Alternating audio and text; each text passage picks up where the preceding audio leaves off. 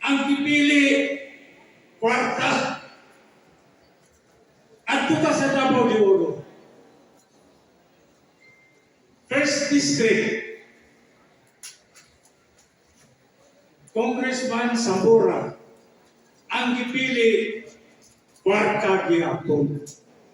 Second District, Congressman Sinisa. Ang pipili, kwarta gihapon. Pastilan. Nangutan ako, asa naman ang birtud sa kanang utang kabubuton?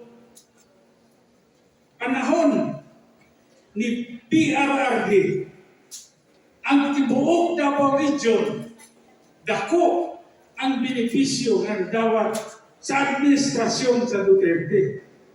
Gani sa akong distrito, na diha gipatukod ang pinakataas na flyover sa tibuok Mindanao. Wala gani sa Davao City. Naa dito sa Tagum City na himutang ang pinakataas na flyover sa Mindanao. Sa kuang termino, pagka-congressman, ang mga katauhan sa akong distrito nag-enjoy of zero billing sa hospital. Kung masakit, ma-hospital, bisang pilay bayronon sa hospital, inigawa sa pasyente, zero, walay bayronan. Ngayon lang to, tungod kay ang presidente sa Pilipinas na si Rodrigo Duterte, maayo man ang palakad sa ekonomiya sa atong nasod. Karon, unsa naman ang ekonomiya sa nasod? Pastilan. Katong isang adlaw, na briefing na nahitabo kung unsay kahimtang sa ekonomiya sa Pilipinas.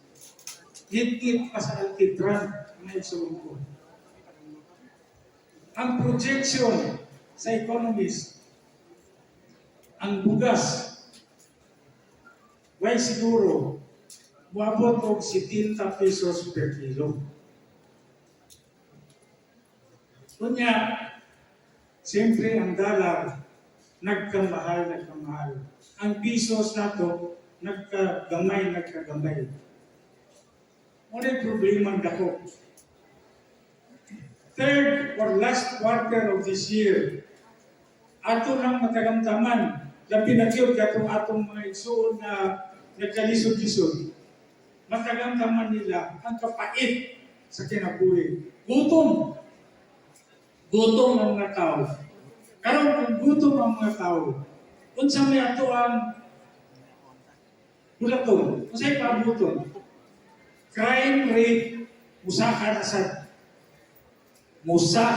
ang crime rate. Mao na nga kung kining ilang aning mga panahon ng naisulpo. Ang akong yung ma-miss na ko, ang Duterte leadership. For accountability, good governance, and ethics, may isang parallel organization na talagang lumalaki at lumalakas. Ito yung Retired Officers Alliance for Reform.